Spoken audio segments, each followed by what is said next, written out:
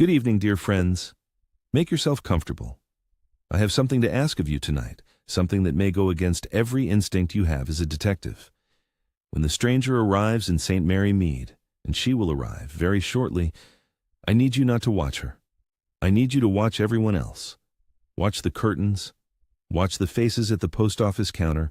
Watch the hands that pour the tea and the mouths that smile just a little too slowly. Because tonight's mystery is not about who came to the village. It is about who was already there. I should warn you, this is not a comfortable story. It concerns a woman, a village, and the particular cruelty of people who believe themselves to be kind. Stay sharp, detective, and pay attention to the tea. The taxi turned off the Marchbury Road at 4:30 on a Tuesday afternoon in late March, and the sound of it, that low diesel rumble on a lane, accustomed to nothing louder than birdsong and misses. Henderson's terrier brought 3 faces to 3 windows before it had reached the churchyard wall.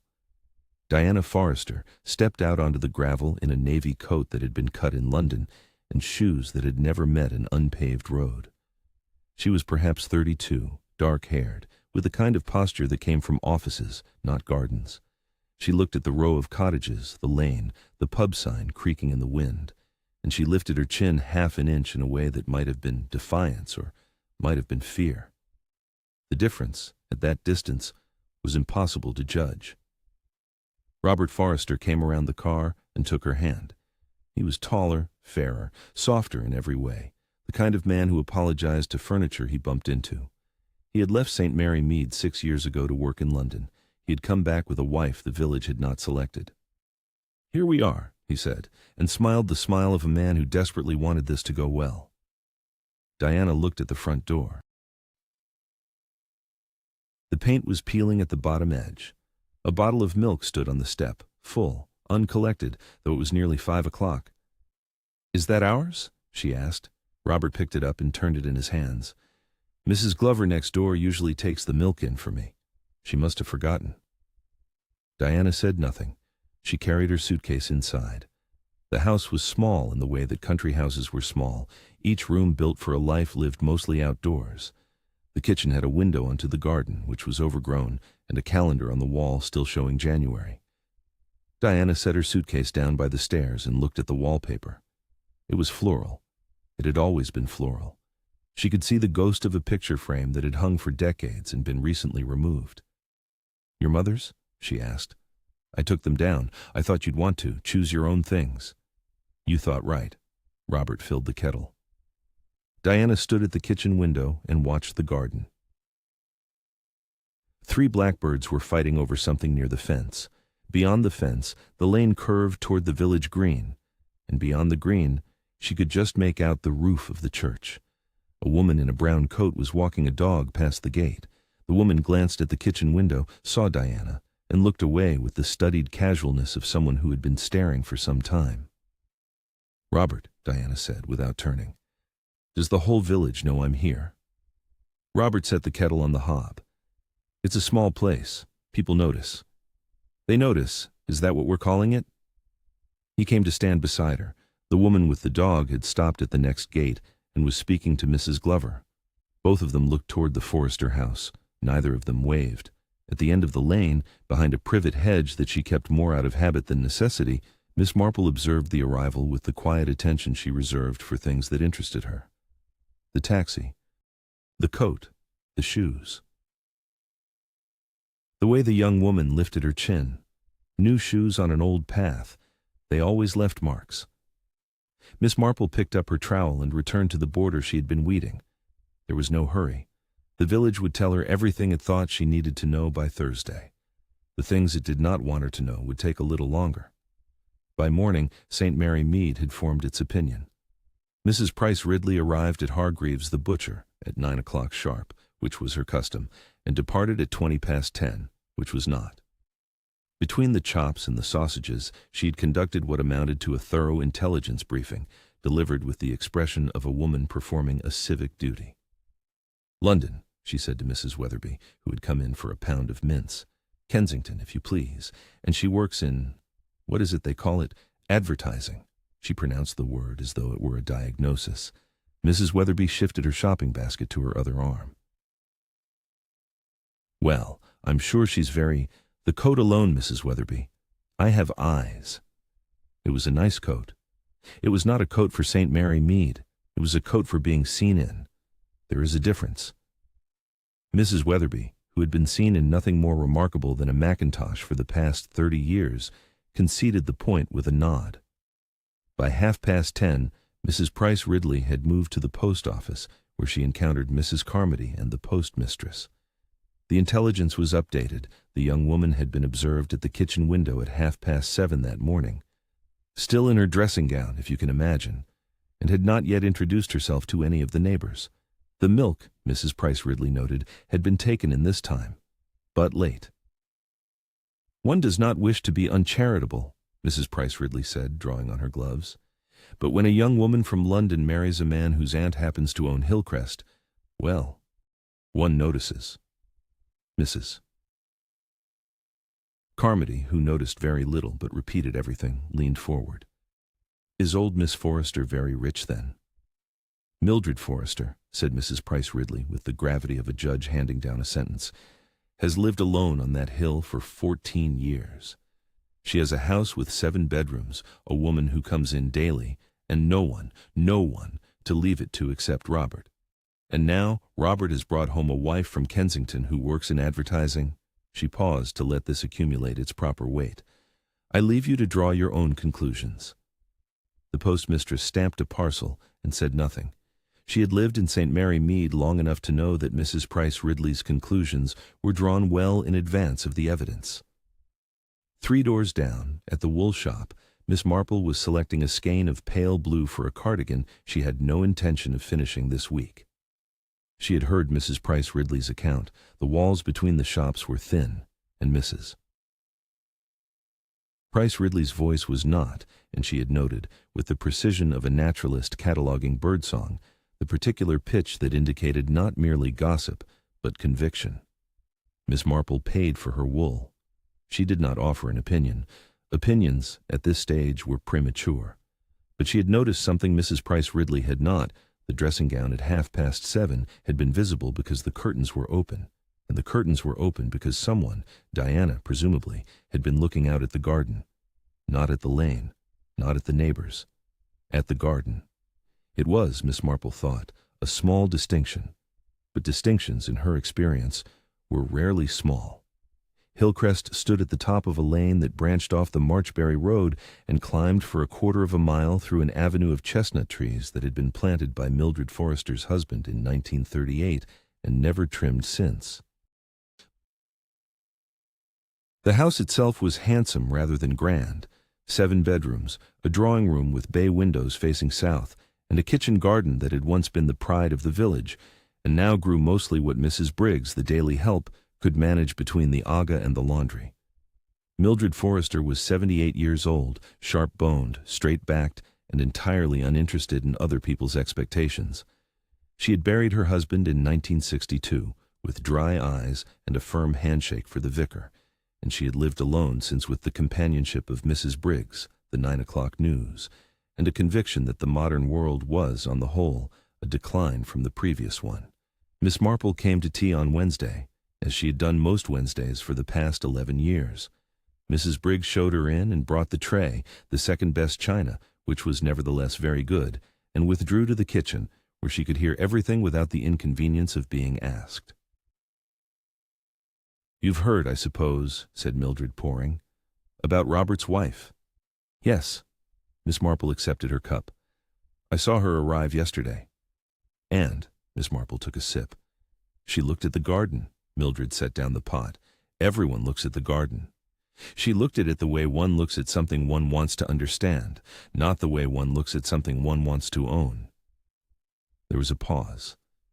Mildred Forrester was not a woman who paused often, and when she did, it meant she was reassessing.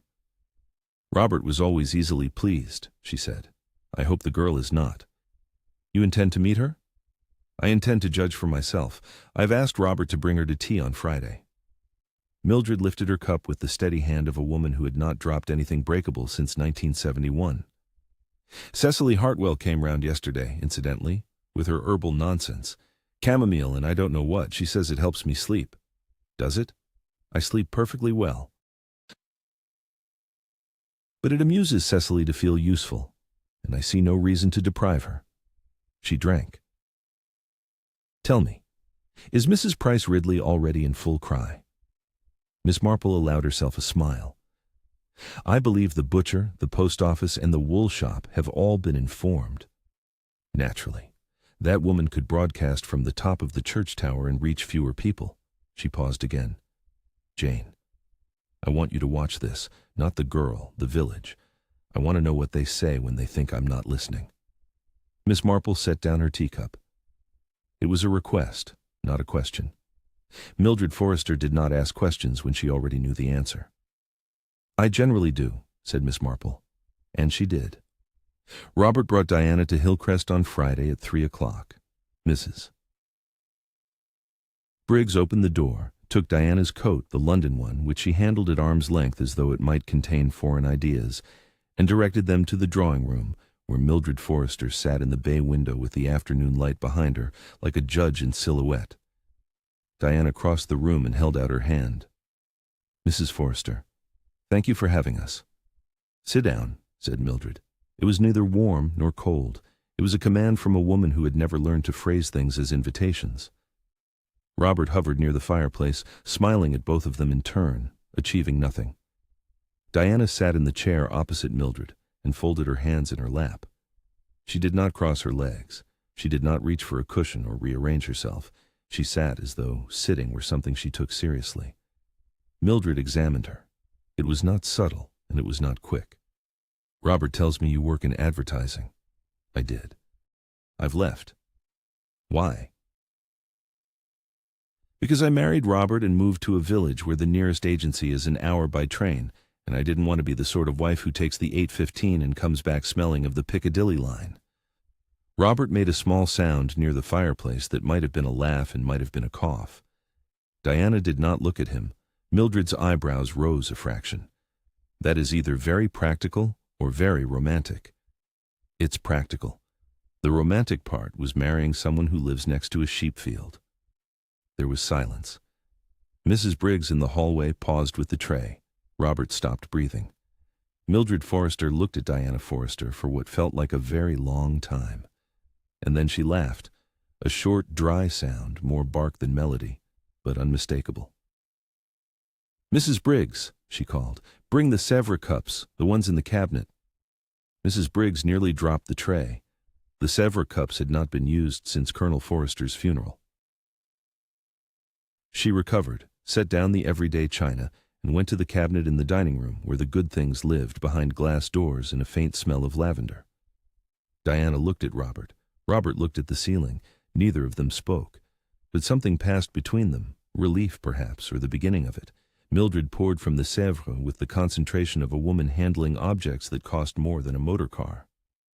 She did not smile again, exactly, but the temperature in the room had shifted, and Mrs. Briggs noticed it when she brought the scones.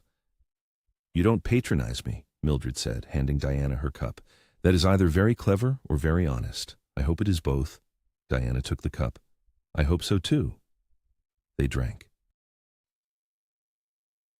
Mildred asked about London, not about advertising, which she despised, but about the theaters, which she missed, and Diana described the production of The Mousetrap she had seen in January with a sharpness of detail that pleased Mildred without flattering her. They discussed the garden, Mildred's garden, which Diana had noticed from the road, and which she correctly identified as having once been designed rather than merely planted. Mildred was, despite herself, interested. Robert sat on the sofa and watched his wife win over his aunt and thought, for the first time since the taxi turned off the Marchbury Road, that this might work. Mrs. Briggs, collecting the tray at 4:30, counted the Sèvres cups twice. They were all intact. The scones were gone, and Mrs. Forrester had used the word charming, not about Diana directly, which would have been too much, but about a hat Diana had described in a story about a woman on the bus, which was, for Mildred Forrester, as close to approval as geography allowed. Outside, walking down the Chestnut Avenue, Diana took Robert's arm. She's wonderful, she said. She's terrifying. That's what I said, Robert laughed, a real laugh this time, and Diana leaned against his shoulder as they walked. The chestnuts were just beginning to bud. The lane was quiet. Behind them, at the bay window of Hillcrest, Mildred Forrester watched them go and reached for the telephone on the side table. She dialed Mr. Pendlebury's office. She spoke for approximately 90 seconds. She hung up and looked at the garden. Mrs. Briggs, washing the sieves in the kitchen with both hands in considerable anxiety, did not hear the call. A week passed. The Sèvres cups went back behind the glass. The tea grew cold. Diana walked to the village shop on Monday morning for bread and soap, and returned 40 minutes later, having spoken to no one except the shopkeeper, who had charged her 3 pence more than the advertised price for cheddar, and counted out the change with the slow precision of a woman making a point. On Tuesday, she passed 2 women at the bus stop. Their conversation stopped as she approached and resumed before she was out of earshot. She caught only the tail. "Well, I ask you, silk at 9:30 in the morning." On Wednesday, Robert came home from the estate office where he worked 3 days a week and found Diana sitting at the kitchen table with an untouched cup of tea and the expression of someone rearranging a fact she had hoped was not true. "What happened?" he said. "Nothing happened. Nothing ever happens. That's how they do it." Robert hung up his coat. He did not ask who they were. "I went to the bakery," Diana said. "Mrs. Carmody was there. And a woman I haven't met. Gray hair, green hat, rather loud. They were talking about Hillcrest." "Aunt Mildred?" "About me visiting Aunt Mildred. The one in the green hat said—" Diana paused and picked up her teaspoon. Set it down again. "She said it was remarkable how quickly London girls learned which houses had 7 bedrooms. Robert stood very still. The coat hook behind him swung gently from the weight of his jacket. "Diana, I didn't say anything. I bought the bread. I came home." She looked at him. "They stopped talking when I turned around. That was the worst part. Not what she said, the fact that they stopped." Robert pulled out a chair and sat down. He took her hand across the table. He held it for several seconds before saying the wrong thing. "Perhaps, and I'm not saying they're right, but perhaps you shouldn't visit Aunt Mildred quite so often, just for a while, just until things settle." Diana withdrew her hand. It was not a fast movement, but it was complete. "She invited me, Robert." "I know. She invited me. She used the good cups. She talked about the garden. She asked me to come back on Tuesday." Diana stood and took her cold tea to the sink. She poured it out with the careful steadiness of someone choosing not to throw the cup. "I'm not going to stop visiting an old woman who is kind to me because the village has decided I'm a fortune hunter." Robert opened his mouth. He closed it. He picked up the newspaper from the table and turned to the crossword, which he would not finish. Outside, beyond the garden fence, the lane was quiet in the late afternoon light. A robin was singing on the gatepost, and past the robin, on the far side of the lane, a woman with a wicker basket was opening the Forrester's gate with the confidence of someone who had decided to be the exception. Diana heard the knock from the kitchen. She dried her hands, crossed the hall, and opened the front door to find a woman of about 50, standing on the step with a smile, a covered dish, and the air of someone bringing not just food but salvation. "Mrs. Forrester?" "The new Mrs. Forrester, I should say. I'm Cecily Hartwell. I live at the end of the lane, the house with the blue door. I've been meaning to come all week, and I'm sorry it's taken so long." She held out the dish. "Shepherd's pie. Still warm, I hope." Diana took the dish. It was, in fact, still warm. "That's very kind. Thank you." "Not at all. I know what it's like to be new here. I came from Dorset 20 years ago, and I remember, well," Mrs. Hartwell laughed softly. "I remember quite a lot, actually. May I come in? Just for a moment. I won't stay." She stayed for an hour and a half. They sat in the kitchen, because the sitting room was still half unpacked, and Diana made tea while Mrs. Hartwell talked. She was, Diana thought, exactly the kind of person a village manual would recommend. Warm without being nosy, interested without being intrusive, sympathetic without being pitying. She asked about London. "I do miss Selfridge's, I confess. And about the move. The first winter is always the worst. And about Robert. Such a lovely man, so quiet. and about everything else with the gentle persistence of a woman who had turned conversation into a form of care. Diana, who had spoken to almost no one in a week, felt her shoulders drop for the first time since the bakery.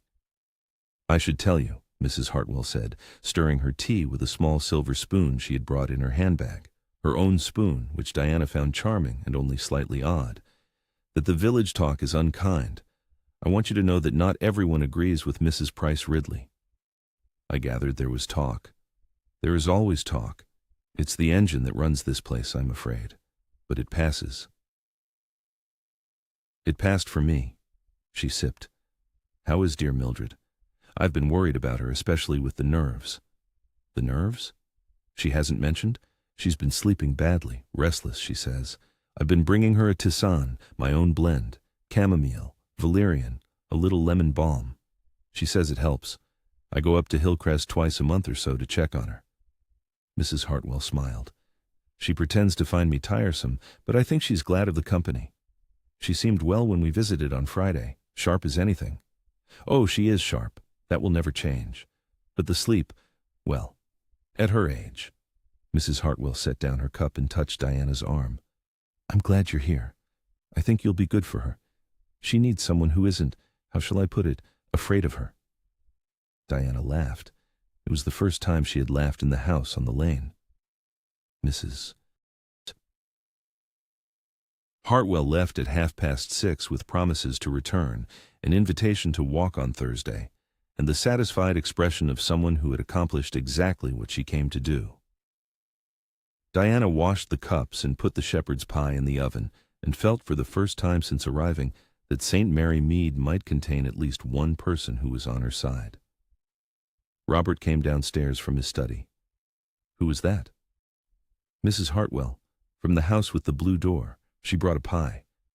"Cecily Hartwell?" "She's Aunt Mildred's, well, goddaughter, I suppose.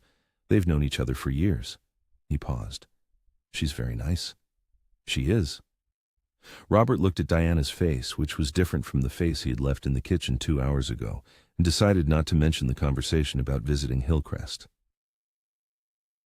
He took 2 plates from the cupboard instead, and they ate shepherd's pie in the kitchen with the window open onto the garden, and neither of them said anything about silk or 7 bedrooms or the woman in the green hat. The following morning, Thursday, Colonel Bantry walked into the post office at 11:15 with the singular intention of buying stamps in the morning paper. He achieved neither for some time. Mrs. Price Ridley was at the counter in the middle of what the colonel would later describe to his wife as a full regimental address. She had an audience of 2, Mrs. Carmody, who was buying string, and the postmistress, who was selling it very slowly in order to hear the rest. "And I am told," Mrs. Price Ridley was saying as the colonel pushed open the door, "that she has been to Hillcrest twice now, twice in a single week. Mildred Forrester has not had 2 visitors in 1 week since the plumber came about the boiler, and that was an emergency." Colonel Bantry reached past her for the newspaper rack. Mrs. Price Ridley did not pause. "It is obvious what is happening. The girl has assessed the situation, and she is, I do not like to use the word, but I shall, cultivating the connection." The colonel unfolded the Daily Telegraph and looked at the front page without reading it. And Robert, poor Robert, simply does not see it. He was always like that, even as a boy, trusting. His mother was the same. "I said to Mrs. Forrester, to Mildred, I said, years ago, Madam." The colonel's voice was the voice of a man who had commanded men in places considerably less comfortable than a post office, and it landed on the conversation like a boot on a beetle. Mrs. Price Ridley stopped. "I married Mrs. Bantry," said the colonel, when she had nothing but opinions in a hat she claimed was fashionable. It was not. I married her anyway. He placed his coins on the counter. Didn't stop me, didn't kill me. Best decision I ever made, apart from the Normandy landings, and I'm less sure about those. Mrs. Price Ridley drew herself up. "That is hardly the same, Colonel." "No," said the colonel. "She had more opinions. Stamps, please. 2nd class." The postmistress sold him the stamps with the expression of a woman who had just witnessed something she intended to remember for the rest of the year. Mrs. Carmody looked at her string. Mrs. Price Ridley looked at the colonel as though he had personally betrayed the village, the county, and the principle of good sense. The colonel took his stamps, his paper, and his dignity, and left. The door swung shut behind him. The bell jangled twice. Mrs. Price Ridley turned to Mrs. Carmody. "Men," she said, "understand nothing." 2 doors down, in the wool shop, Miss Marple was examining a shade of green she did not need. She had heard the colonel's performance through the wall. It had been, she reflected, rather fine, and she had also heard what Mrs. Price Ridley said afterwards, which was more instructive. Because Mrs. Price Ridley had not said, "He's wrong." She had said, "Men understand nothing." And that, in Miss Marple's experience, was the retreat of a woman who suspected she might be wrong, but could not afford to admit it. The machinery, once started, had to run. Miss Marple bought the green wool. She had no plans for it, but it was a reasonable color, and shopping was as good a reason as any to be in the right place at the right time. 3 days later, a motor car appeared on the Hillcrest Drive at 10:30 in the morning. It was a black Morris Oxford, recently washed, and it belonged to Mr. Pendlebury of Pendlebury Marsh and Pendlebury, solicitors, Much Benham. Mr. Pendlebury was a thin man with careful hands in the habit of removing his spectacles before saying anything important, which meant that important things were always slightly out of focus for him. He had handled the Forrester family's affairs since 1949. He knew the contents of every drawer in the house and the history of every field on the estate, and he carried this knowledge with the quiet seriousness of a man entrusted with other people's secrets. Mrs. Briggs opened the door and showed him to the drawing-room, where Mildred Forrester was waiting with the bay windows open and a pot of strong tea already poured. "Sit down, Pendlebury. I shan't keep you long." He sat. He removed his spectacles. "I wish to make some changes," said Mildred, "to the will." Mr. Pendlebury replaced his spectacles. He had expected this. The telephone call the previous Friday had been brief but pointed, and he had brought his briefcase, which he now opened on his knees with the delicacy of a surgeon preparing instruments. "As you know, Mrs. Forrester, the current will leaves the house in the Consols to Mrs. Hartwell, as your goddaughter, with a bequest of £500 to Robert and smaller amounts to— I know what it says, I wrote it." Mildred set down her cup. "I wish to add a provision for Diana, Robert's wife." Pendlebury made a note. "In what form?" "A fair share, not the house. Cecily has been promised the house, and I keep my promises, but the investments, 1/3 of the portfolio. Robert has his own income, such as it is. The girl will need something independent." "May I ask, have you known Mrs. Robert Forrester long?" "A week. I have known her a week. I have also known Mrs. Price Ridley for 30 years, and I like Diana rather more." She looked at him. "Will there be difficulties?" "None, legally. I shall draw up the codicil and bring it for signature on Friday." "Friday will do." Pendlebury made a second note, closed his briefcase, and stood. He put on his hat, picked up his gloves, and paused at the door. "Mrs. Forrester, I should mention, purely as a formality, that changes of this nature sometimes attract attention. Let it attract. I've not lived 78 years to be frightened of attention." She picked up the teapot. "Show yourself out. Mrs. Briggs will be lurking in the hallway. She always is, and you may tell her whatever you like. She will find out regardless." Mr. Pendlebury left. Mrs. Briggs was, as predicted, in the hallway with a duster and an air of concentrated innocence. Pendlebury said nothing to her, but he nodded, a small, acknowledging nod, the kind one gives to a fellow professional, and Mrs. Briggs watched through the landing window as the black Morris Oxford reversed down the drive, and she thought about what she had heard through the door, which was not everything, but was enough. A fair share for the girl. Mrs. Briggs put away the duster and went to see about lunch. She was not a woman who repeated things, but she was a woman who remembered them, and in St. Mary Mead, memory had a way of becoming currency whether one intended to spend it or not. That Saturday, Mrs. Bantry set her table for 8. She had done this, she told the colonel, in the spirit of civility. "Someone has to introduce the girl properly. If we leave it to Mrs. Price Ridley, she'll be tried and convicted before the salad course." The colonel had grunted, which Mrs. Bantry correctly interpreted as consent, and so the invitations went out for Saturday dinner at Gossington Hall, the Forresters, both of them, Miss Marple, Colonel, and Mrs. Bantry, Mrs. Price Ridley, because excluding her would cause more trouble than including her, Mrs. Cecily Hartwell, and Dr. Haydock, who had been invited to make the numbers even, and because he could be relied upon to talk about golf if the conversation stalled. Diana dressed with the care of a woman attending her own tribunal. She chose a dress she had bought for a colleague's wedding in Hampstead, dark green, well cut, not too short, not too long, not too anything except, perhaps too obviously not from a catalogue. She looked at herself in the bedroom mirror and saw a woman who belonged in a room in Kensington and was about to sit at a table in a village where belonging was not a matter of dresses. Robert adjusted his tie. "You look wonderful. I look like a target. You look like my wife. Those aren't mutually exclusive tonight." They walked to Gossington Hall in the dusk.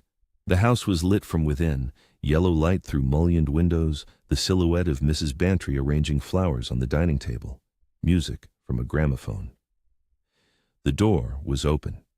Mrs. Bantry met them in the hall with a gin and tonic in each hand and the air of a general who had planned the evening down to the placement of the salt cellars. "Diana, dear, you look marvelous. Come in, come in. Mrs. Price Ridley is already here, which means she's already said 3 terrible things and 1 surprisingly accurate one, so the worst is over." Diana took the drink. "Which was the accurate one?" "That the lamb might be overdone. It usually is. Arthur, take Robert to the drawing room. Miss Marple is there and she is being perfectly delightful, which means she's watching everyone, so do try to look innocent." The drawing room was warm, crowded with furniture that had been expensive in 1910 and comfortable since approximately 1935. Miss Marple sat in the corner chair with a glass of sherry she had barely touched. Mrs. Price Ridley occupied the center of the sofa with the territorial confidence of a woman who had arrived first and intended to dominate. Mrs. Hartwell was by the window, talking to Dr. Haydock about his roses. Diana entered, and the room rearranged itself around her. Not physically, no one moved, but the attention shifted, the way light shifts when a cloud passes. Mrs. Price Ridley looked at the dress. Dr. Haydock looked at the dress. Mrs. Hartwell looked at Diana's face and smiled, a warm, conspiratorial smile, the smile of an ally, and crossed the room. "You look lovely," Mrs. Hartwell said, and took Diana's hand. "Come and sit with me. Dr. Haydock has been telling me about aphids for 10 minutes, and I need rescuing." They sat. Dr. Haydock, who had not noticed he was boring anyone, returned to his aphids with the Colonel as a fresh audience. The Colonel bore it with the stoicism of a man who had survived worse. Dinner was served at 8. Mrs. Bantry's lamb was, as predicted, slightly overdone. The conversation moved through safe territory, the weather, the church roof, the bus schedule, with the careful navigation of people who knew where the mines were buried and preferred not to step on them. It was Mrs. Price Ridley who stepped first. "And what exactly did you do in advertising, Mrs. Forrester? The younger Mrs. Forrester, I should say." She said it pleasantly enough, the way one says something one has been rehearsing since the soup. Diana set down her fork. "I was an account manager. I worked with companies who wanted to sell things and helped them work out how to say it." "How to say it? You mean the truth?" "Sometimes the truth, more often the most interesting version of it." Mrs. Price Ridley's nostrils flared, a small, precise movement that signaled satisfaction. "I see. So you are trained, one might say, in making things appear other than they are." The table went quiet. The kind of quiet where forks stop moving and everyone suddenly becomes very interested in their plate. Diana looked at Mrs. Price Ridley. She did not blink. "Mrs. Price Ridley, I sold soap powder and breakfast cereal. If you're suggesting that qualifies me for a life of deception, I'm afraid you're overestimating both my skills and the persuasive power of soap." Dr. Haydock made a sound that might have been a cough and might have been approval. Mrs. Bantry reached for the wine with the speed of a woman who needed to do something with her hands.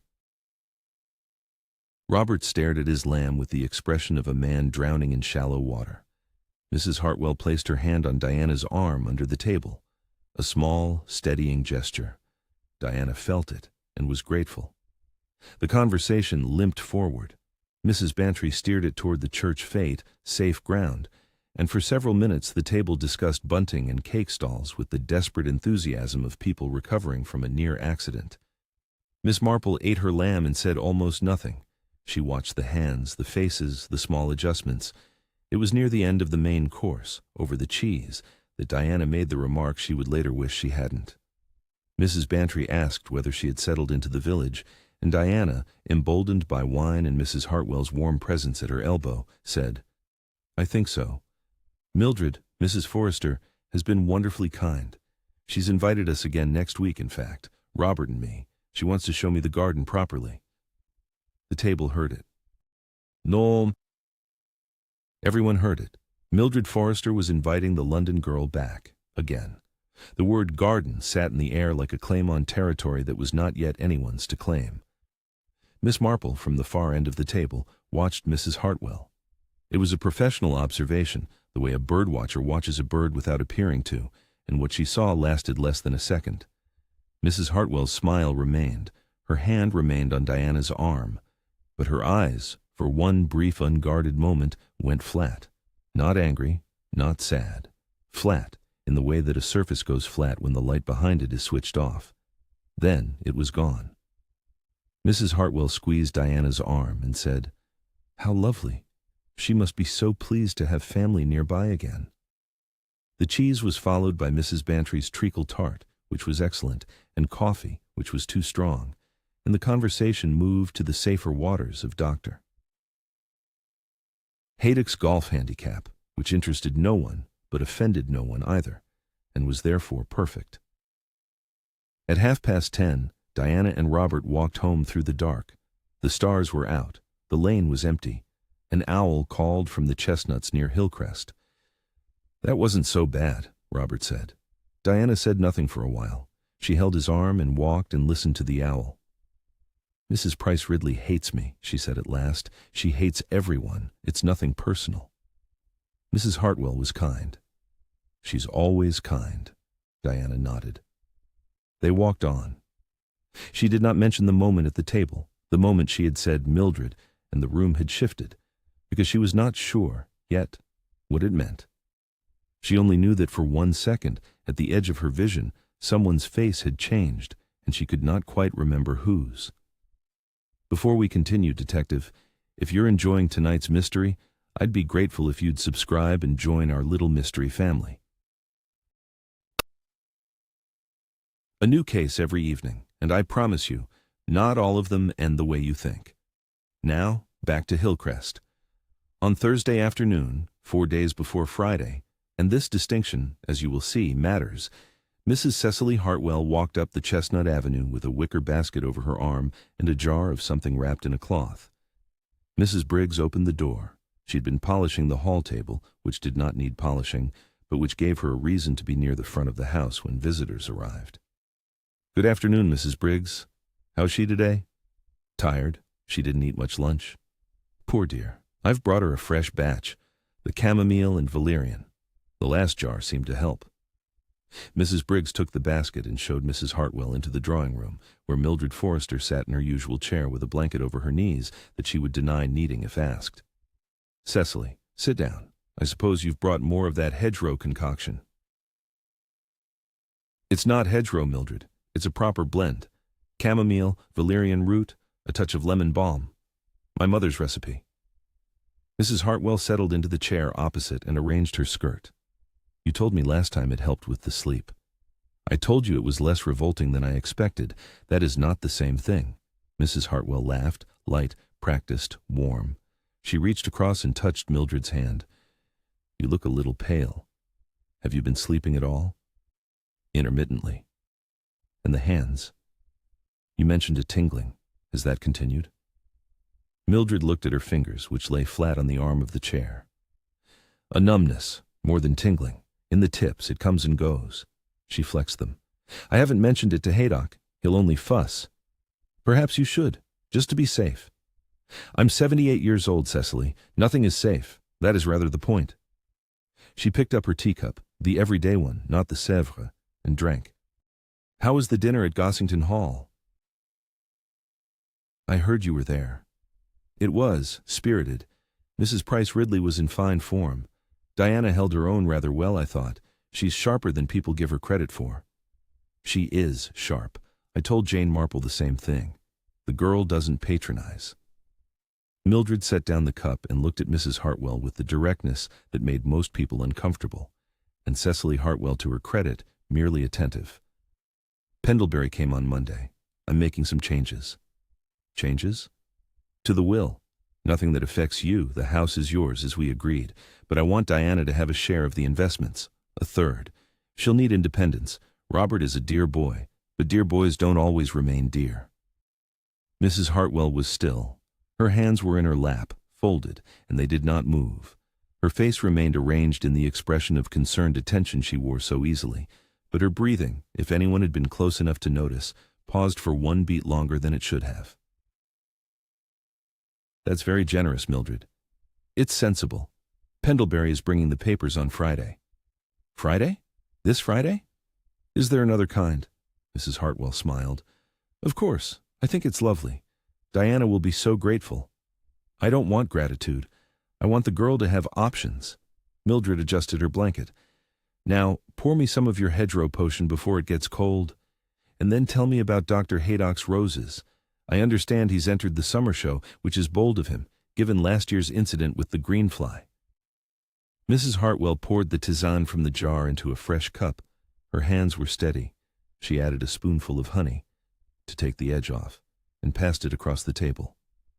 Mildred took it and drank, grimacing slightly at the taste, but finishing the cup, as she always did, because it amused Cecily, and because the sleep, she had to admit, had been marginally better on the nights she drank it.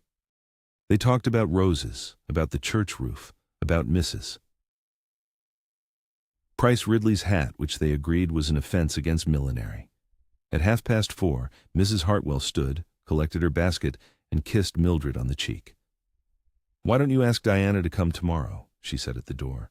"You said yourself she cheers you up, and you could show her the garden. The tulips are nearly out." "Perhaps I shall." "Do. It'll be good for you both." Mrs. Hartwell walked down the Chestnut Avenue in the late afternoon light. She walked slowly, as one does when thinking, and she carried the empty jar in the basket without looking at it. At the bottom of the lane, she turned left, away from the village, toward the house with the blue door. In her garden by the front path, the foxgloves were beginning to push their stalks above the border. They would not flower until June, but the leaves, broad, soft, and conspicuous, were already there, and had been there all spring. The next morning, Diana knocked twice on the front door of Hillcrest, and waited. She knocked again. The door was not locked. It was never locked. Mildred considered locked doors a concession to an age she did not respect, and after a third knock, Diana pushed it open and stepped into the hall. The house was quiet in the way that houses are quiet when something is stopped. Not silent, the clock in the hall was ticking, and somewhere upstairs a window was open, letting in the sound of blackbirds, but quiet in its center, in its purpose, as though the thing that made it a home had been removed. "Mrs. Forrester?" Diana walked through to the drawing room. The bay windows were open. The morning light fell across the carpet in long rectangles. Mildred Forrester sat in her chair by the window, her head turned slightly to one side, her eyes closed, her hands resting on the arms of the chair. On the side table, a teacup lay on its saucer, tipped at an angle, a dark stain spreading into the wood beneath. Diana stood in the doorway. She did not scream, because Diana was not the kind of woman who screamed. She stood and looked and understood, and then she crossed the room and touched Mildred's hand, which was cold, and she stepped back and went to the telephone in the hall and called Dr. Haydock. Mrs. Briggs arrived at 9. She came through the kitchen door with her coat still on and found Diana sitting on the bottom stair with the telephone receiver in her lap, and an expression that Mrs. Briggs, who had seen a great deal in 50 years of domestic service, recognized as the particular stillness of someone who has found something they were not expecting to find. "She's in the drawing room," Diana said. Mrs. Briggs went in. She came out again very quickly. She removed her coat and hung it on the hook and put the kettle on, because kettles were what one put on. And then she sat at the kitchen table opposite Diana and said, "When did you get here?" 9, just now. The door was open. The cup, Diana stopped. The cup was already cold. Dr. Haydock arrived at 20 past. He was a practical man with practical hands and a voice that had delivered bad news in warm tones for 30 years. He examined Mildred briefly, thoroughly, and without sentiment. "Heart," he said, emerging from the drawing room. "Cardiac failure. Sudden by the look of it, probably late last night or early this morning." He looked at Diana, who was standing by the hall table with her arms crossed over her chest as though holding herself together. "Were you expected this morning?" "She invited me yesterday. Through Mrs. Hartwell. Cecily Hartwell suggested I come." Dr. Haydock nodded. He did not write this down. "I'll arrange the certificate. There's no reason to involve... Well, at her age, these things happen." He picked up his bag. "I'm sorry, Mrs. Forrester." She was a fine woman. Robert arrived 40 minutes later, white-faced, and took Diana home. The house on the lane was cold. The bread from Tuesday was still on the counter. They sat in the kitchen and did not speak, and the milk stood untouched on the step until noon, when Mrs. Glover, the neighbor who had not taken the milk in on the first day, came to the door and said she was sorry, and could she do anything. And Robert said no thank you, and closed the door with a gentleness that was worse than slamming. Within the hour, St. Mary Mead knew. The mechanism was efficient and required no coordination, Mrs. Briggs told Mrs. Glover at the gate. Mrs. Glover told Mrs. Carmody at the bus stop.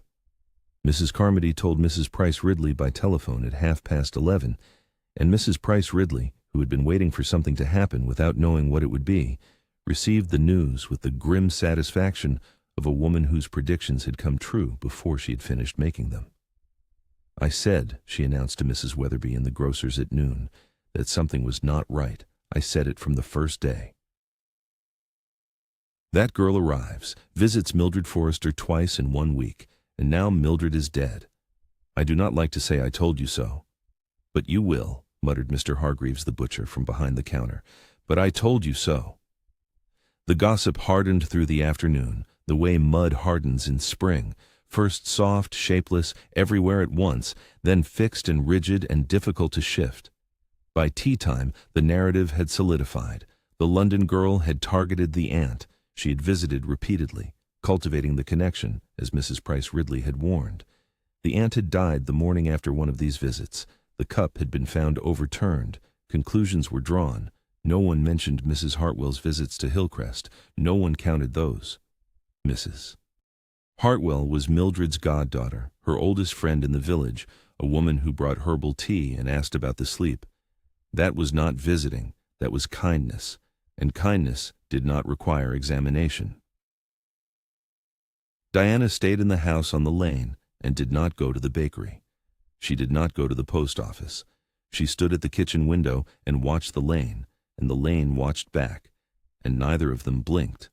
On Saturday morning, Inspector Slack arrived from Much Benham in a police car that he parked with characteristic tact directly in front of the Forresters' garden gate, where the entire village could see it. Inspector Slack was a man who believed in procedure the way other men believed in religion. It was a framework that gave order to a disorderly world, and it absolved him of the inconvenience of intuition. He was 46, heavy-jawed, and impatient with anything that could not be entered into a notebook. He had been told to make inquiries. He was making them. He sat in the Forresters' sitting room with his notebook open and a cup of tea he had not been offered but had accepted anyway, and he asked his questions with the methodical persistence of a man following a list. "You arrived at Hillcrest at approximately 9 o'clock on Friday morning." "Yes," said Diana. "The door was unlocked." "It was always unlocked. She didn't believe in... And you found Mrs. Forrester in the drawing room. Deceased." "Yes." "The teacup on the side table, had it been washed?" "No, it was tipped over. There was a stain on the wood. The tea was cold." "Did you touch the cup?" "No." "Did you touch Mrs. Forrester?" "Her hand, to check. It was cold." Inspector Slack wrote. He did not look up. "Mrs. Forrester, you have been in St. Mary Mead for approximately 2 weeks." "Yes."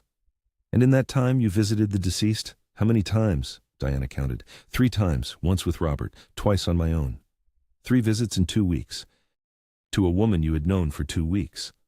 She invited me." "Did she?" It was not a question, the way Slack said it. It was a filing. He turned a page. "Mrs. Forrester, Are you aware that the deceased was in the process of altering her will? Diana stared at him. Robert, sitting in the armchair by the fireplace with his hands between his knees, looked up. No, Diana said. I didn't know that. The deceased solicitor, Mr. Pendlebury, informs us that a codicil was to be signed on Friday, yesterday, the day Mrs. Forrester died. The codicil would have included a provision for you, a third of the investment portfolio. The room was very quiet. The clock on the mantelpiece ticked. Robert's hands went still between his knees. I didn't know, Diana said again. The codicil was not signed. The previous will stands. You are not a beneficiary. Slack closed his notebook. He looked at Diana with the expression of a man who had filed the facts and found them interesting. That will be all for now. I may have further questions. He stood. He took his hat from the table. At the door, he turned back. Mrs. Forrester, one more thing. Dr. Haydick has certified cardiac failure, natural causes. I am making inquiries as a matter of routine, not accusation. He put on his hat. You understand? I understand, said Diana. Slack left. The police car started. The engine noise faded down the lane. Robert and Diana sat in the sitting room and listened to it go. You didn't know about the will, Robert said. It was half statement, half question. No. Neither did I. Diana looked at him. She looked at him for a long time, searching for something in his face, belief perhaps, or the beginning of doubt, and what she found was a man who wanted very much to believe his wife, and was not entirely certain that wanting was enough. Robert, I did not poison your aunt. I know. Do you? He did not answer immediately. He picked up a cushion from the sofa and held it in his lap, pressing it between his hands as though it were something that needed to be kept together. Perhaps, he said. It might be, not permanently, just perhaps you should go to London for a few days. Stay with your sister, just until things settle. Diana did not move. The clock ticked. A car passed on the lane outside, slowly, the way cars pass when the driver is looking at a particular house. You want me to run? I want you to be safe. From whom, Robert? She stood. She was not tall, but standing she seemed taller, the way people seem taller when they stop being careful. From the village? From Inspector Slack? She waited. He held the cushion. Or from you? Robert opened his mouth. Nothing came out. Diana walked past him, through the hall, up the stairs. A door closed, not slammed, closed, with the precise and final click of a decision made. Robert sat on the sofa with the cushion in his lap and the clock ticking and the milk still on the step. And he thought about his aunt's teacup, which had been cold when Diana found it, and he wondered, because he could not help wondering, because the village had put the question in his head and he could not get it out, whether cold tea meant anything at all. Miss Marple's garden, at this time of year, required attention of the careful, patient sort that she was particularly suited to provide. She was in the border on Saturday afternoon, on her knees on a foam cushion that Mrs. Bantry had given her for Christmas, cutting back the dead wood from the lavender with a pair of secateurs that were older than most of her neighbors' marriages. The sun was thin, and the wind was from the east, carrying the smell of turned earth and, from somewhere near the church, the sound of the bell being tested for Sunday service, a single note, repeated, like a question that expected no answer. She had heard about Mildred's death from Mrs. Bantry, who had telephoned before breakfast. She had heard about Inspector Slack's visit from the postmistress, who had seen the police car. She had heard about Diana from Mrs. Carmody, who had heard from Mrs. Glover, who had heard the front door close and the milk remain uncollected for a third consecutive morning. Miss Marple cut a stem. She set it in the basket. She cut another.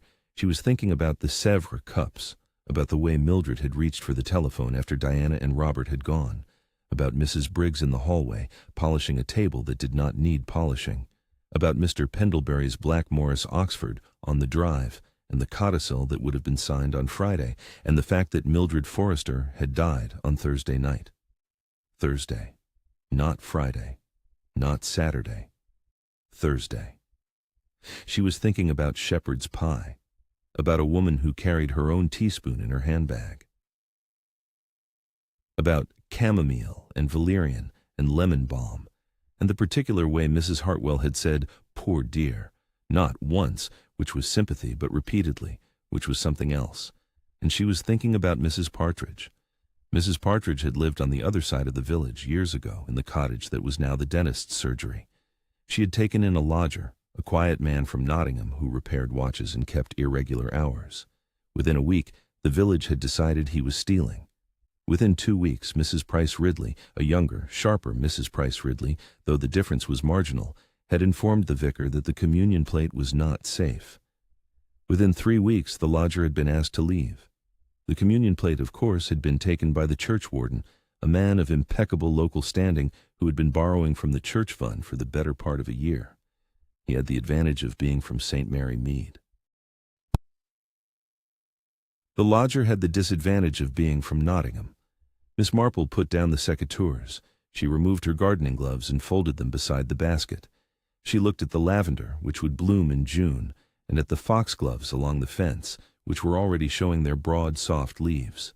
Foxgloves, Digitalis purpurea, a beautiful plant, a useful plant in the right hands for the right heart condition, and a dangerous one in the wrong hands for any heart condition at all. She stood slowly, because her knees were not what they had been, and brushed the earth from her skirt. She went inside. She put on her hat. She took her handbag from the hook by the door. She walked out of her garden and turned right, toward the lane that led to the house with the blue door. The house with the blue door stood at the end of the lane, set back from the road behind a garden that was, Miss Marple observed, better tended than most in the village. The beds were clean-edged. The path was swept. A climbing rose, not yet in leaf, had been trained along the front wall with the precision of someone who believed that plants, like people, benefited from firm guidance. And there, along the border by the gate, half hidden by the emerging daffodils, foxgloves, a dozen of them, perhaps more, their basal rosettes spreading flat against the soil, unremarkable to anyone who was not looking for them, unmistakable to anyone who was. Miss Marple opened the gate and walked up the path. She knocked. Mrs. Hartwell answered with her apron on and flower on her wrists, and the expression of a woman interrupted in the middle of something domestic, and not at all displeased by the interruption. "Miss Marple, what a lovely surprise. Do come in. I was just making scones, and there are far too many for one person." "How kind. I was passing and thought I might. Well, one does feel the need for company on a day like this." Of course. Of course. Sit down. I'll put the kettle on." The kitchen was warm and tidy and smelled of baking. Copper pans hung from a rack above the stove. A window looked onto the back garden where the lawn sloped gently toward a greenhouse, a small one, glass-paned, slightly green with age, and beyond it a line of apple trees still bare from winter.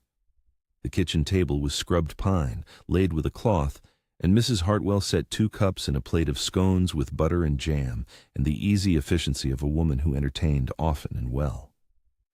"Terrible business about Mildred," Mrs. Hartwell said, pouring. "I still can't quite believe it. She was so, well, not well exactly. She'd been tired. But she was Mildred. One thought she'd go on forever." "Yes," said Miss Marple. She accepted her cup.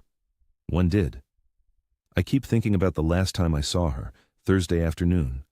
I brought her a fresh jar of the tisane, the chamomile, and valerian. She drank it while I was there, complained about the taste, as she always did, and we talked about the church roof and Mrs. Price Ridley's hat." Mrs. Hartwell smiled, but the smile had a downward pull at the corners that might have been grief, or might have been the effort of remembering a script. She seemed herself, entirely herself. "Did she mention anything unusual? Any discomfort?" She mentioned the numbness in her fingers again. "I'd noticed it last week. She dropped her cup. Do you remember? I told her she ought to see Dr. Haydock about it, but you know Mildred." Miss Marple set down her teacup. She set it down with care, placing it precisely in the center of the saucer, aligning the handle. "The numbness," she said. "Yes. You mentioned that to me once before, at the dinner at Gossington Hall. You said she'd been complaining of tingling." "Did I?" "Yes, I suppose I did. Only Mildred never mentioned numbness to me, and I saw her every Wednesday."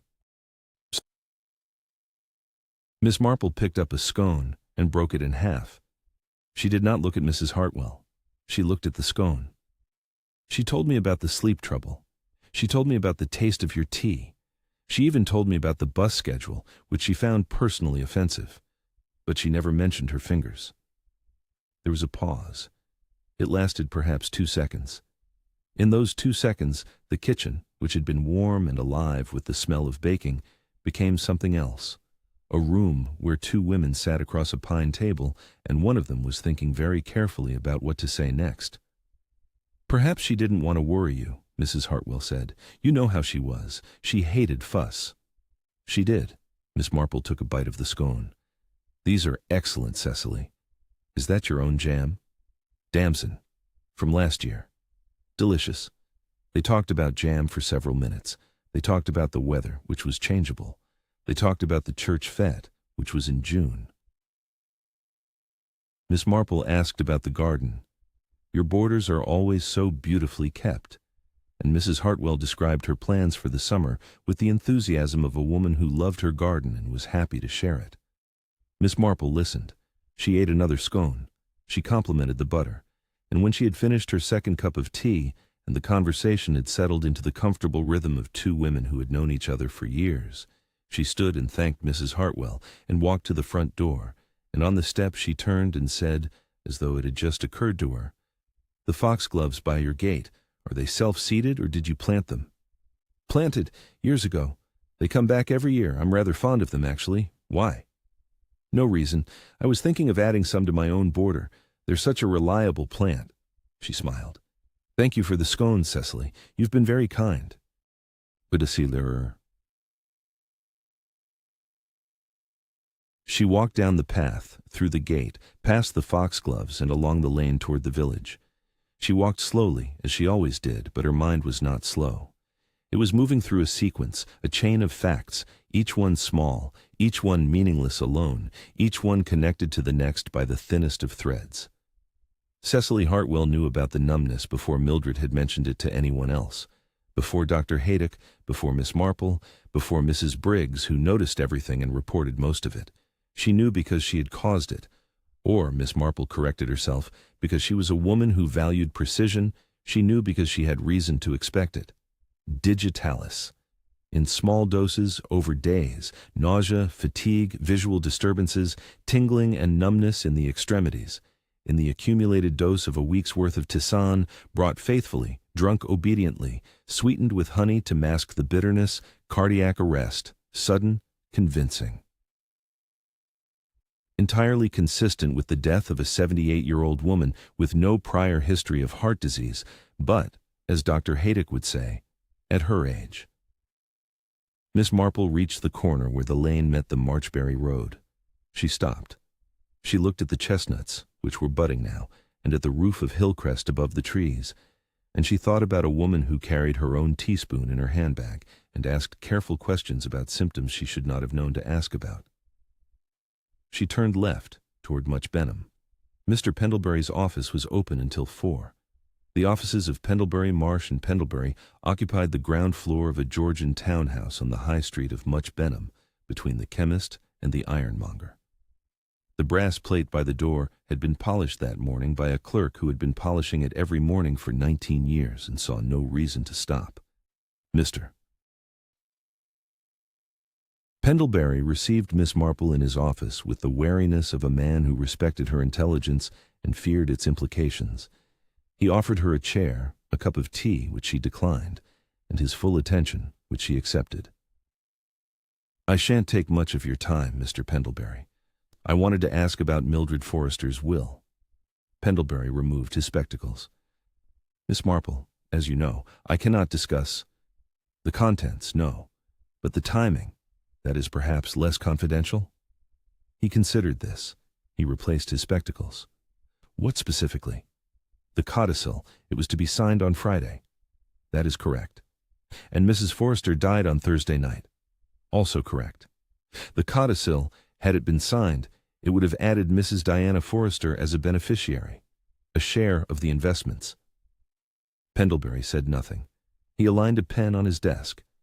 "And the previous will, the one that now stands, names the primary beneficiary, as Mrs. Cecily Hartwell. Pendlebury looked at Miss Marple over his spectacles. He looked at her for some time. Then he removed the spectacles again and polished them with a cloth he kept in his breast pocket. Miss Marple, I am constrained by professional confidence, but I will say this. Mrs. Hartwell was Mildred's goddaughter. The relationship was long-standing. The provisions of the current will reflect that relationship. The house. I cannot confirm specific. The house, and I imagine, a substantial portion of the estate. Miss Marple folded her hands in her lap. Mr. Pendlebury, I am not asking you to betray a confidence. I am asking you to consider a sequence. A woman decides to change her will. Within the week she is dead. The change was not made. The previous beneficiary remains. Pendlebury put his spectacles on. He took them off. He put them on again. I will say, he said very carefully, that in 30 years of practice I have observed that the timing of deaths and the timing of documents are sometimes coincidental, and sometimes not. Thank you, said Miss Marple. That is exactly what I think. She stood. Pendlebury stood. He showed her to the door with the formality of a man who had just said more than he intended and less than he knew. Miss Marple, if there is anything irregular about the circumstances of Mrs. Forrester's death, I trust you will speak to the proper authorities. I always do, said Miss Marple. Eventually. She caught the 3:30 bus back to St. Mary Mead, sitting at the front where she could see the road and be seen by nobody who mattered. She got off at the church and walked, not home, but to Hillcrest.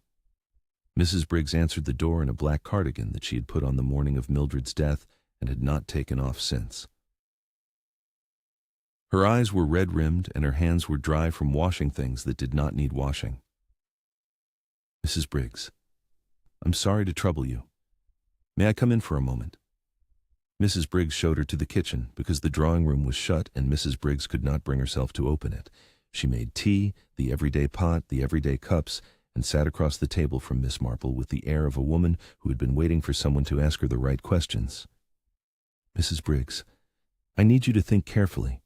In the last week of Mrs. Forrester's life, the last 7 days, who visited the house? Mrs. Briggs wrapped her hands around her cup. Mr. Pendlebury, on the Monday, with his briefcase. Yes, who else? Mrs. Forrester, the young one. Diana, she came on Wednesday. She and Mrs. Forrester had tea in the drawing room, the Sèvres. Mrs. Briggs almost smiled, and then again on Friday morning, when she found her. That's twice. Anyone else? Mrs. Briggs thought. She rubbed her thumb along the edge of the cup. Mrs. Hartwell. She came, let me think. Monday, she brought the first jar. Wednesday after Diana left, she stopped by for 20 minutes. Thursday afternoon with a fresh jar. And she'd been the Friday before that too, but that's the week before, so I suppose. 4 visits in the final week. Miss Marple let this settle. Had she visited that frequently before? No, once a fortnight was her usual. Sometimes once a week if Mrs. Forrester was feeling low. Mrs. Briggs set down her cup. She always brought the tisane, the herbal one. She said it helped with sleep. Did Mrs. Forrester complain to you about her hands, numbness, tingling? She mentioned it once. Tuesday, I think. She dropped a cup, not the Sèvres, thank heaven, the blue one, and she said her fingers felt strange. Like pins and needles, she said. I told her to see Dr. Haydock. Mrs. Briggs paused. She didn't. No. Miss Marple drank her tea. She wouldn't. She looked at Mrs. Briggs across the kitchen table, at this woman who had cooked and cleaned and polished and listened for the better part of a decade, and she asked one more question. The tisane, the jars Mrs. Hartwell brought, are any of them still in the house? Mrs. Briggs stood. She went to the pantry and returned with a glass jar, half full, sealed with a square of cloth and a rubber band.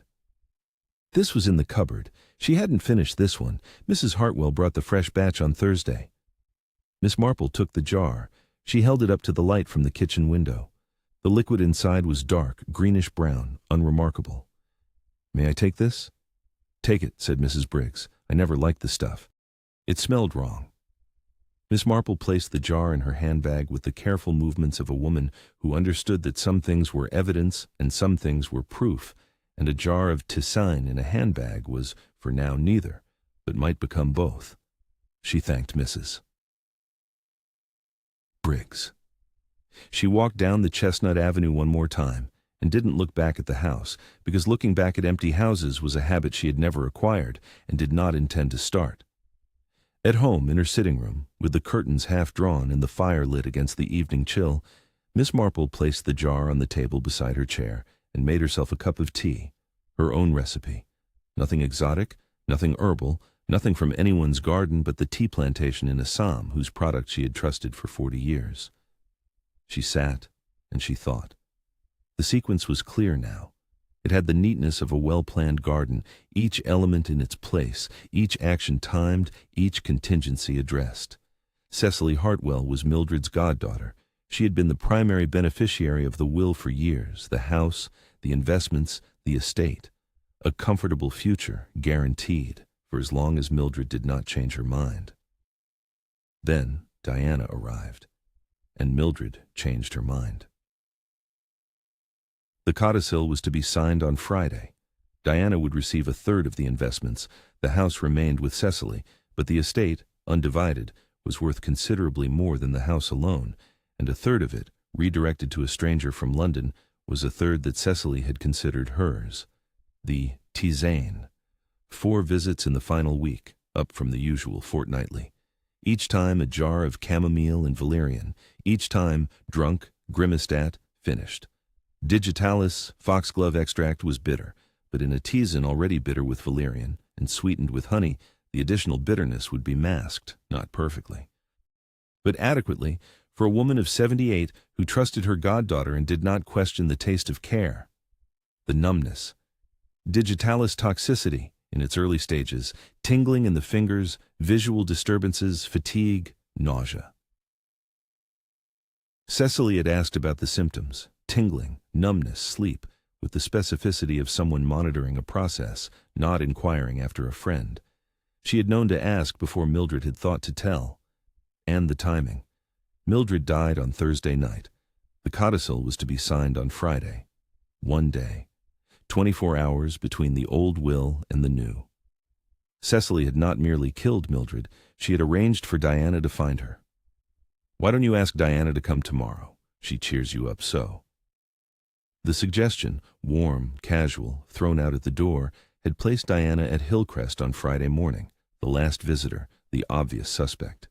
The woman from London, who had visited too often, who stood to inherit, who had been seen at the door. Kindness as camouflage.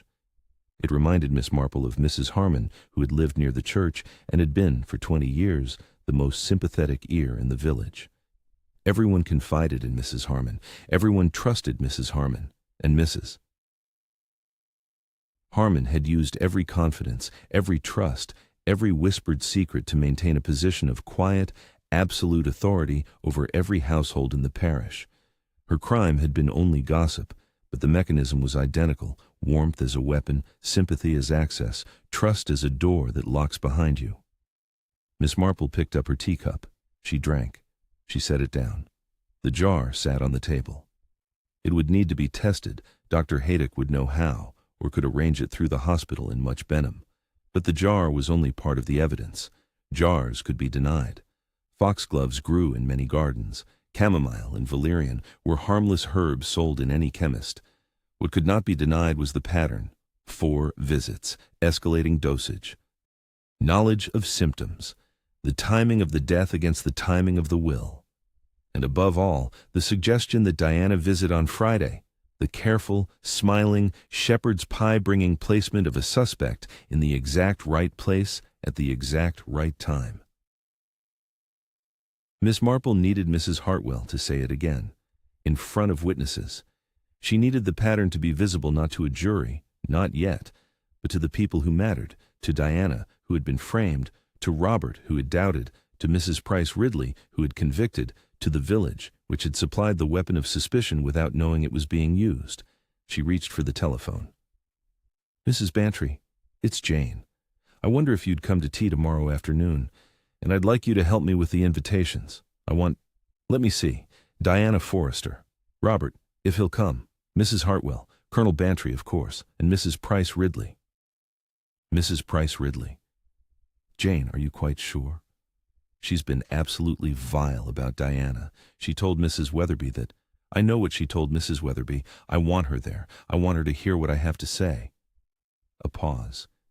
And I want you to make sure Cecily Hartwell comes. Tell her Diana will be there. Tell her I thought it would do Diana good to see a friendly face. Mrs. Bantry was quiet for a moment. Miss Marple could hear the Colonel in the background, asking about dinner. Jane, said Mrs. Bantry, you know something. I know a great deal, Dolly, most of it about human nature, tomorrow at 3. She hung up. She looked at the fire. She looked at the jar on the table. She picked up her knitting, a pale blue cardigan, not yet finished, the wool she had bought from the shop on the day Mrs. Price Ridley first pronounced her verdict on Diana Forrester, and she worked 3 rows in silence. Then she set the knitting aside because there was one more thing to arrange, and it could not wait until morning. She telephoned Dr. Haydock. Leonard, I have a jar of herbal tisane that was prepared by Mrs. Cecily Hartwell and given to Mildred Forrester. I would like it tested for digitalis. Can you manage that? A silence on the line. Then, Jane, do you know what you're suggesting? I know precisely what I am suggesting.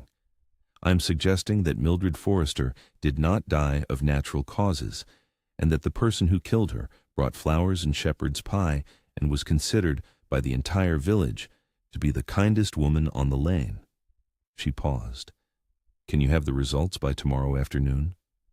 If I take it to the hospital first thing. But Jane, tomorrow afternoon, 3 o'clock, my sitting room. Bring the results. She hung up and sat for a moment with her hands in her lap. Outside, the stars were coming out over St. Mary Mead. The foxgloves in Mrs. Hartwell's garden stood in the dark, their leaves wet with dew, patient and silent. Miss Marple's sitting room, on Sunday at 3 o'clock, was arranged for 7. She had spent the morning in small, precise preparations, the good china, not quite as good as Mildred's Sèvres, but respectable, set on the round table by the window. A plate of shortbread from a tin, milk in a jug, sugar in a bowl. 7 cups, 7 saucers, 7 spoons. The fire lit, the curtains open. Mrs. Bantry arrived first at 2:45, with the Colonel in tow. The Colonel stationed himself by the mantelpiece with the air of a man who expected to be bored and was philosophically prepared for it. Mrs. Bantry sat beside the fire and looked at Miss Marple with the bright, expectant eyes of a woman who had been told nothing and understood everything. Who else is coming? Everyone who matters. Mrs. Price Ridley arrived at 3 precisely, in the green hat that Mildred Forrester had disapproved of. She chose the largest chair and occupied it completely.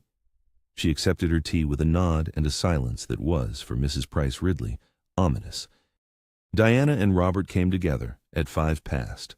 Diana was pale and had not slept. The shadows under her eyes were visible even in the soft light of the sitting room. Robert walked half a step behind her, as he had done since the police car left their gate, and he held the door for her without meeting her eyes. They sat on the sofa, not quite touching, and at 3:10, fashionably late, which was unlike her and therefore deliberate, Mrs. Cecily Hartwell arrived with a plate of lemon cake and the smile of a woman attending a social occasion. Miss Marple, how lovely. What a nice idea. We all need something pleasant after such a dreadful week. She set the cake on the table, kissed Diana on the cheek. How are you, darling?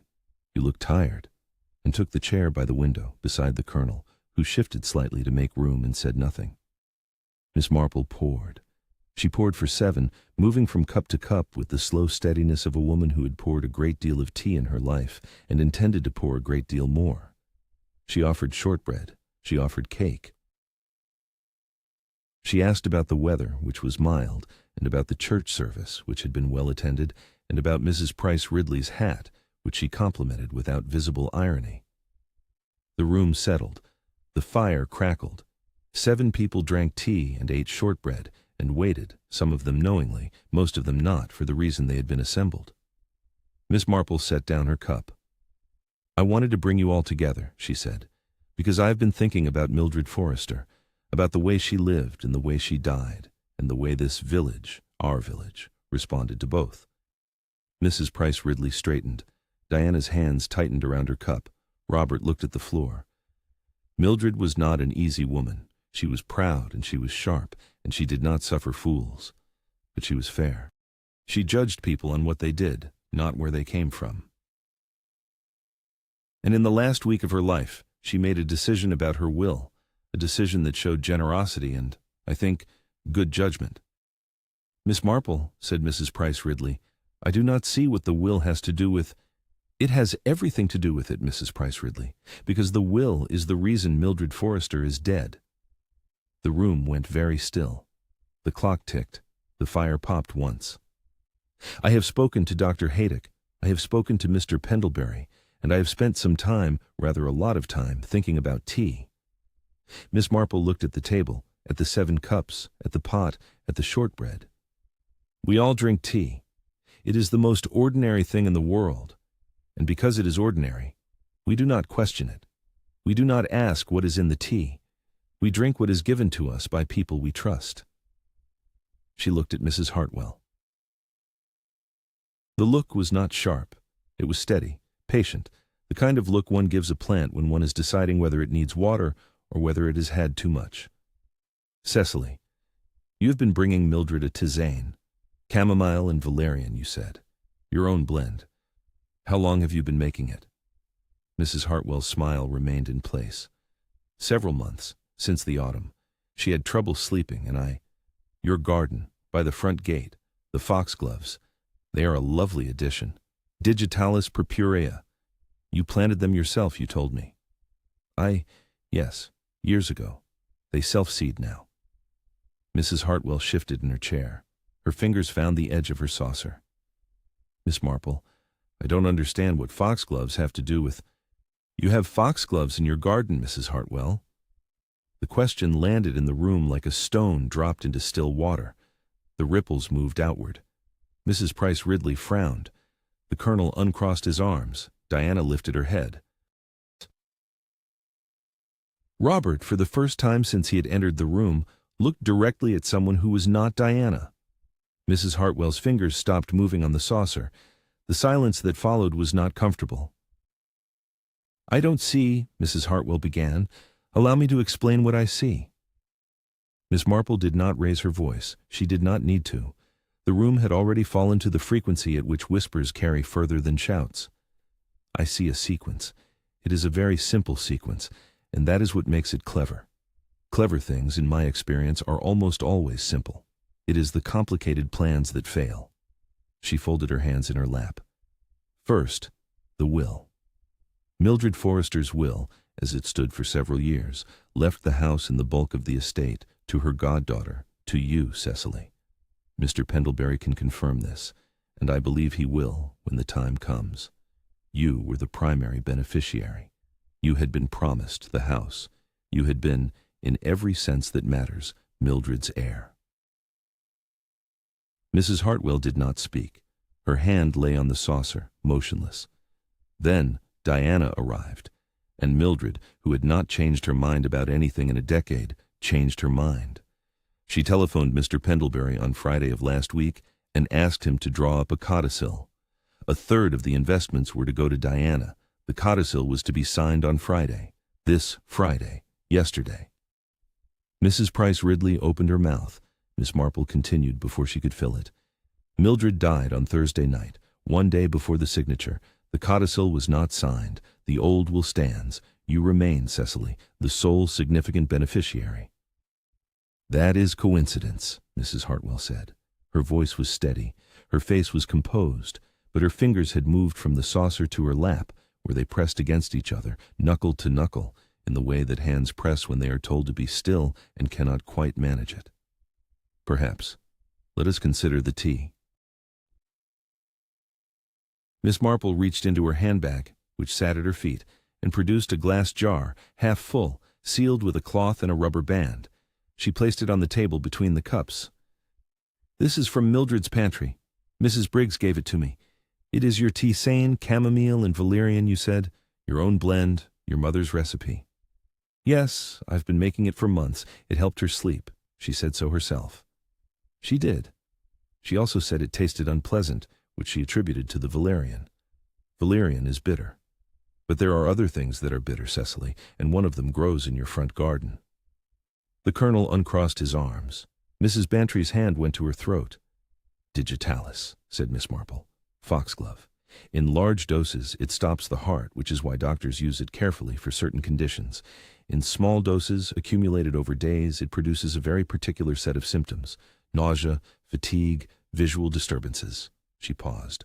And numbness in the fingers. Diana drew a sharp breath. Robert turned to look at Mrs. Hartwell. You asked Mildred about the numbness, Cecily. You asked her on Thursday, I know, because Mrs. Briggs heard you. You asked her how long she'd been experiencing it. But Mildred had not told Dr. Haydock about the numbness. She had not told me. She mentioned it to Mrs. Briggs only once, in passing on Tuesday, 2 days before your visit. She had not mentioned it to you at all. Miss Marple let this sit. And yet you knew. You knew to ask because you knew to expect it, because you were measuring it, tracking the progress of something you had set in motion. Mrs. Hartwell's composure held. It held the way a dam holds, visibly, structurally, but with a fine tremor along the surface that suggested the weight behind it was building. Miss Marple, you have a vivid imagination. I have Mrs. Briggs's memory. Mrs. Briggs is a meticulous woman. She noted your visits, 4 in the final week, up from your usual fortnightly call. She noted the jars you brought. She noted the times you arrived and the times you left. I was worried about her. She was unwell. She was unwell because you were making her unwell. Miss Marple's voice did not harden. It did not need to. The facts were doing the work. And there is one more thing. On Thursday afternoon, as you were leaving Hillcrest, after bringing the final jar, after the final cup, you stopped at the door and suggested that Diana visit Mildred on Friday morning. She cheers you up so, you said. A kind suggestion. A thoughtful suggestion. Mrs. Hartwell's jaw tightened, a small movement, the kind that lives in the hinge of the bone and is visible only to someone who is watching for it. You placed Diana at Hillcrest on the morning Mildred would be found. You knew, you had calculated, that Mildred would not survive Thursday night. And you knew that the village, which had already decided that Diana was a fortune hunter from London, would draw its own conclusions. The last visitor. The woman who stood to inherit. The outsider. Miss Marple looked around the room, at Mrs. Price Ridley, whose face had gone gray, at Robert, whose hands had gone still, at Diana, who sat very straight with her eyes fixed on Mrs. Hartwell. You did not simply kill Mildred, Cecily. You used this village, its habits, its prejudices, its tendency to suspect the stranger and trust the familiar, as your alibi. You counted on us. And we obliged. The room was silent. The fire had burned low, and no one moved to tend it. The clock ticked. The tea grew cold in 7 cups. Mrs. Hartwell looked at Miss Marple.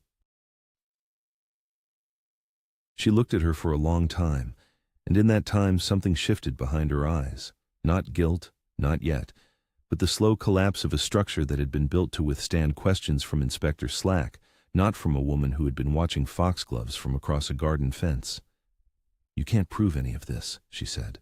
Her voice was different now, thinner, higher, stripped of the warm padding that had made it so pleasant to listen to for 20 years. Dr. Haydock, said Miss Marple. Dr. Haydock, who had been standing by the door for the past 5 minutes, he had let himself in quietly, as arranged, and had listened to everything, stepped forward. He held a folded paper in his hand. I took the jar to the hospital in Much Benham this morning. The preliminary analysis confirms the presence of digitalis glycosides in the tisane, consistent with foxglove leaf extract.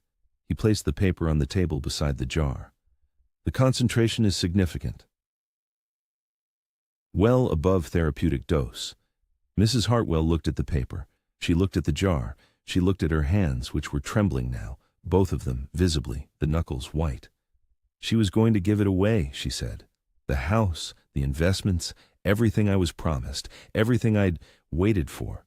20 years, Miss Marple. 20 years of visits and tisanes and listening to her complain about the bus schedule and Mrs. Price Ridley's hat and the decline of everything since 1945. Her voice cracked. Not theatrically. Genuinely. the way a voice cracks when the thing behind it is too large for the space it occupies. And then a girl from London walks in and drinks tea from the Sèvres cups after one visit, and suddenly I'm... What? A footnote? She did not take the house from you, Miss Marple said quietly. She took the future from me. She took the certainty. Mrs. Hartwell's hands gripped each other in her lap. I earned that house. I earned it with 20 years of shepherd's pie and chamomile tea, and asking about her hands. The word rang in the room. Mrs. Price Ridley flinched. Diana did not. The front door opened. Inspector Slack stood in the hallway. Dr. Haydock had telephoned him before arriving. Miss Marple had asked him to, because Miss Marple believed in proper authorities, even when proper authorities did not always believe in her. Slack entered the sitting room. He looked at the jar on the table. He looked at the paper beside it. He looked at Mrs. Hartwell, who had stopped trembling and was now sitting very still, the kind of still that comes after something breaks and before the pieces have decided where to fall. Mrs. Hartwell, I think you'd better come with me. She stood. She smoothed her skirt, an automatic gesture, the habit of a woman who had always presented herself well and could not stop now, even now. She picked up her handbag. She did not look at Diana. At the door, she paused. She turned back to Miss Marple. You knew, she said. From the beginning. Not from the beginning. From the scones. Miss Marple folded her hands. You brought a shepherd's pie to a woman you intended to frame for murder. That was very thorough, Cecily. But thoroughness, in my experience, is what gives people away. The genuinely kind are occasionally thoughtless. It is only the deliberately kind who never miss a step. Mrs. Hartwell opened her mouth. She closed it.